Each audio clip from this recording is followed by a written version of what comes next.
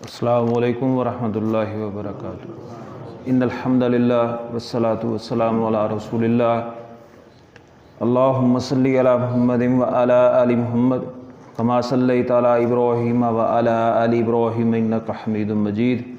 اللہم بارک علی محمد وعلی آل محمد کما بارکت علی ابراہیم وعلی آل ابراہیم انک حمید مجید۔ جناب محمد رسول اللہ صلی اللہ علیہ وسلم نے فرمایا، ایسے لوگ جنت میں جائیں گے جن کے دل پرندوں کے دلوں کی مانند ہوں گے۔ تو علماء نے اس کے دو معنی بیان کیے ہیں۔ ایک تو یہ کہ وہ اللہ تعالیٰ پر بہت زیادہ توکل اور بھروسہ رکھنے والے ہوں گے، کیونکہ رسول اللہ صلی اللہ علیہ وسلم نے فرمایا کہ اگر تم نے توکل اور بھروسہ سیکھنا ہے تو پرندوں سے سیکھو۔ جب وہ صبح اپنے گھونسلوں سے نکلتے ہیں تو ان کے پوٹے خالی ہوتے ہیں، اور جب شام کو اپنے گھونسلوں میں واپس لوٹتے ہیں تو ان کے پوٹے بھرے ہوئے ہوتے ہیں۔ اور دوسرا معنی اس کا یہ بیان کیا ہے کہ وہ بہت زیادہ لوگ اللہ تعالیٰ سے ڈرنے والے ہیں، جس کو کہتے ہیں فلاں بندہ رقیق القلب ہے، اس کا دل بڑا نرم ہے۔ کوئی بھی اللہ رب العالمین کے خوف والی، اللہ تعالیٰ کی یاد والی، اللہ تعالیٰ کی محبت والی کوئی بھی بات اس کے کان میں پڑتی ہے تو فوراً اس کی آنکھوں سے آنسو آ جاتے ہیں۔ رسول اللہ صلی اللہ علیہ وسلم فرمایا کہ لا یلج النار، وہ شخص جہنم میں نہیں جائے گا کہ بقا من خشیت اللہ، جو اللہ تعالیٰ کے خوف اور اللہ تعالیٰ کے ڈر کی وجہ سے رو پڑا۔ تو یہاں تک کہ دودھ تھن میں داخل کر دیا جائے، جیسے دودھ دو لیا جائے جانور کا اور دوبارہ اسے واپس لوٹانا ناممکن ہے، اسی طرح ایسا شخص جو اللہ تعالیٰ کے خوف اور اللہ تعالیٰ کے ڈر کی وجہ سے اس کی آنکھوں سے آنسو آ گئے تو وہ بھی اللہ رب العالمین اللہ تعالیٰ اسے معاف فرما دیں گے، اسے جنت میں داخل فرمائیں گے۔ رسول اللہ صلی اللہ علیہ وسلم نے فرمایا کہ 7 ایسے خوش نصیب ہیں کہ جن کو کل قیامت کے دن اللہ رب العالمین اپنا سایہ نصیب فرمائیں گے، جس دن اللہ کے سائے کے سوا کوئی سایہ نہیں ہوگا۔ ان میں پہلا امام عادل، عدل کرنے والا بادشاہ۔ دوسرا رجل قلبہ معلق بالمساجد، ایسا آدمی جس کا دل مسجد کے ساتھ لگا رہتا ہے، ایک دفعہ نماز پڑھتا ہے دوبارہ نماز کے انتظار میں بے قرار رہتا ہے۔ اور تیسرا شاب نشأ فی عبادت اللہ، وہ نوجوان جس کی جوانی جو ہے وہ اللہ تعالیٰ کی یاد میں، اللہ تعالیٰ کی عبادت میں گزر رہی ہے، اللہ تعالیٰ کی عبادت میں وہ اس کی جوانی جو ہے وہ پروان چڑھ رہی ہے، شاب نشأ فی عبادت اللہ۔ اور اسی طرح وہ 2 آدمی کہ رجلان تحابا فی اللہ اجتمع علیہ وتفرقا علیہ، 2 ایسے آدمی جو آپس میں ایک دوسرے کے ساتھ جو ہے ان کا ملنا اور ان کا علیحدہ ہونا وہ اللہ تعالیٰ کی محبت کے سوا اور کچھ نہیں۔ اللہ تعالیٰ کی محبت کی خاطر وہ ایک دوسرے کے ساتھ ملتے بھی ہیں اور ایک دوسرے سے جدا بھی ہوتے ہیں۔ اور اسی طرح وہ آدمی کہ اس کو ایک نسب والی، حسب نسب والی، روپے پیسے والی، حسن و جمال والی عورت نے بے حیائی کی دعوت دی، رجل دعتہ ذات منصب و جمال، اور اس نے آگے کیا کہا، انی اخاف اللہ، مجھے اللہ تعالیٰ کا خوف آتا ہے، مجھے اللہ تعالیٰ کا ڈر ہے۔ تو اسی طرح وہ آدمی کہ جو اپنے دائیں ہاتھ سے خرچ کرتا ہے تو اس کے بائیں کو پتہ نہیں ہے اس نے اللہ تعالیٰ کے راستے میں خرچ کی، اس قدر اللہ تعالیٰ کے راستے میں چھپا کر خرچ کرتا ہے، تو اس کو بھی اللہ رب العالمین کل قیامت کے دن اپنا سایہ نصیب فرمائیں گے۔ اور 7واں وہ خوش نصیب ہے ذکر اللہ خالیا ففاضت عیناہ، جس نے تنہائی میں بیٹھ کر اللہ تعالیٰ کو یاد کیا اور اس کی آنکھوں سے آنسو آ گئے، اللہ رب العالمین اس کو بھی کل قیامت کے دن اپنے سائے میں جگہ دیں گے۔ تو یہ 7 قسم کے خوش نصیب ہیں، ان میں سے ایک کیا ہے، ذکر اللہ خالیا، جس نے تنہائی میں بیٹھ کر اللہ تعالیٰ کو یاد کیا، ففاضت عیناہ، تو اس کی آنکھوں سے آنسو آ گئے، اللہ رب العالمین اس لیے اپنا سایہ نصیب فرمائیں گے۔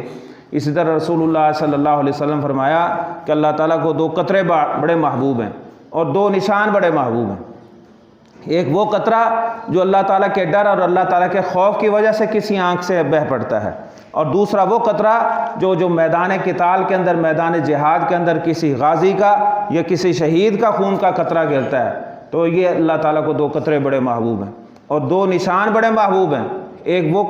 نشان جو بندہ مومن کے کثرت سجود کی وجہ سے اس کے ماتھے کے اوپر پڑ جاتا ہے، اور دوسرا نشان جو اللہ تعالیٰ کے راستے میں جہاد کرتے ہوئے کسی غازی یا کسی شہید کے جسم کے اوپر تیر کا، برچھی کا، گولی کا، نیزے کا نشان پڑتا ہے، اللہ تعالیٰ کو یہ 2 نشان بڑے محبوب ہیں۔ رسول اللہ صلی اللہ علیہ وسلم کے بارے میں صحابہ بیان کرتے ہیں کہ آپ صلی اللہ علیہ وسلم نماز پڑھ رہے ہوتے اور آپ کے سینے سے رونے کی ایسے آواز آتی جیسے چولہے کے اوپر ہنڈیاں رکھی ہوئی، اس طرح آپ صلی اللہ علیہ وسلم، اور آپ صلی اللہ علیہ وسلم عبادت کرتے، آپ کے پاؤں سوج جاتے، تو آپ صلی اللہ علیہ وسلم سے کہا گیا کہ جناب آپ کے تو اگلے پچھلے گناہ معاف ہیں، آپ اس قدر جو ہے روتے اور گڑ گڑاتے ہیں اور اتنا لمبا قیام کرتے ہیں، تو آپ صلی اللہ علیہ وسلم نے فرمایا کہ کیا میں اللہ تعالیٰ کا شکر گزار بندہ نہ بنوں؟ رسول اللہ صلی اللہ علیہ وسلم نے عبداللہ بن مسعود رضی اللہ تعالیٰ عنہ کو فرمایا کہ عبداللہ مجھے قرآن سناؤ۔ حضرت عبداللہ بن مسعود رضی اللہ تعالیٰ عنہ فرماتے ہیں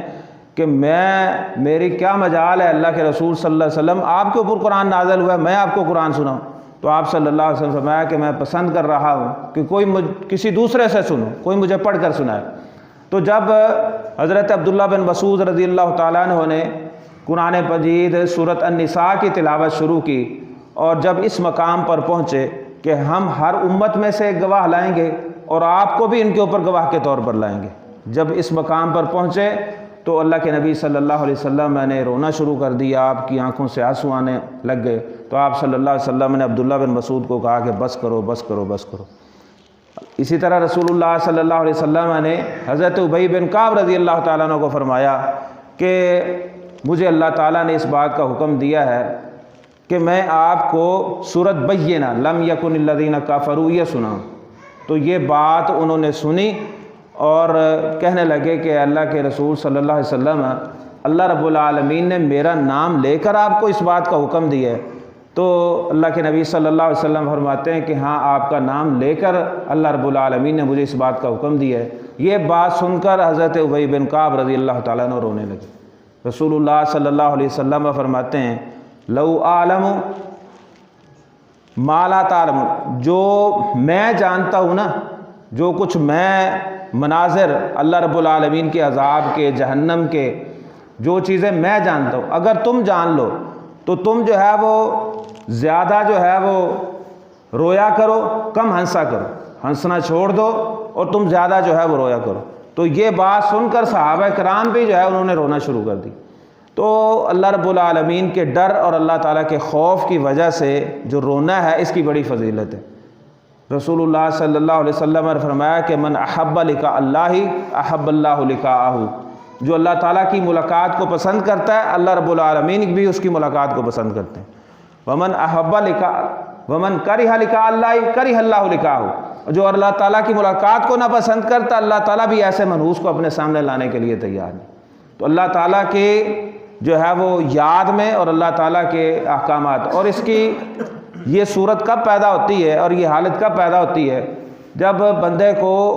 اللہ تعالیٰ کے قرآن کا معنی اور مفہوم آتا ہو۔ ایک دفعہ کافی عرصہ پہلے کی بات ہے، اس وقت میں کوئی عربی زبان زیادہ نہیں جانتا تھا، تو بعد میں نے پڑھا ہے، تو اس دور میں قاری سلیمان المحیسنی ایک سعودیہ کے قاری ہیں، ان کی تلاوت جو ہے وہ کر رہے ہوتے تھے، کیسٹیں ہوتی تھی اس دور میں، ٹیپ ہوتا تھا، ریکارڈر، تو اس میں وہ میں تلاوت سن رہا تھا، تو قرآن مجید سورۃ الاعراف کی یہ آیات ہیں۔ اللہ رب العالمین فرماتے ہیں کہ یقیناً ان لوگوں نے جنہوں نے ہماری آیات سے تکبر کیا، انکار کیا، تکبر کیا،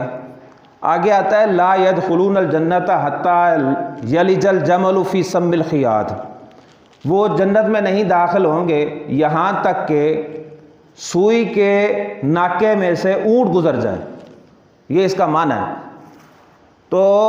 وہ قاری صاحب قرآن پڑھ رہے ہیں اور بار بار اسی آیت کو بار بار دہرا رہے ہیں اور روئے جا رہے ہیں، روئے جا رہے ہیں، روئے جا رہے ہیں، اور آگے پڑھ ہی نہیں رہے،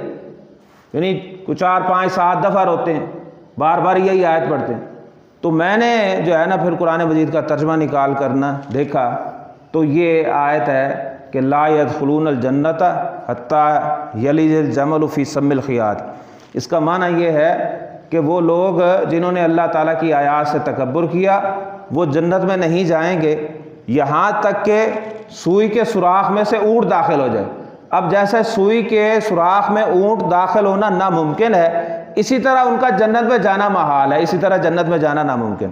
تو اس طرح جو ہے قرآن مجید کا اگر معنی مفہوم سمجھ آ رہا ہو تو پھر یہ جو ہے انسان کے اوپر رکت طاری ہوتی ہے۔ اللہ تعالیٰ سے دعا ہے کہ اللہ رب العالمین ہمیں جیسے کہ اللہ کے نبی صلی اللہ علیہ وسلم کی تعلیمات ہیں ان کے اوپر عمل پیرا ہونے کی اللہ تعالیٰ میں توفیق عنایت فرمائے۔ وآخر دعوانا الحمدللہ رب العالمین۔